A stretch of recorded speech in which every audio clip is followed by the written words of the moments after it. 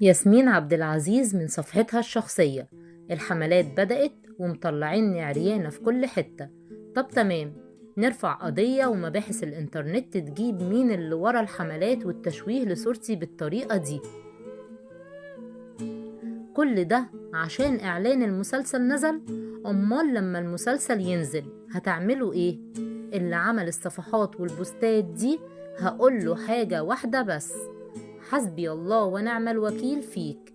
يا رب يتردلك في أمك وأختك وبنتك ومراتك وستات بيتك كلهم يا رب. تفتكروا ياسمين عبد العزيز معاها حق إنها تتضايق وتغضب بالشكل ده؟ وهل فعلا في حملات تشويه ليها؟ وأضاف أخوها وائل عبد العزيز على صفحته الشخصية: هتتجاب انت واللي وراك واللي مشغلينك وهحبسكم كلكم.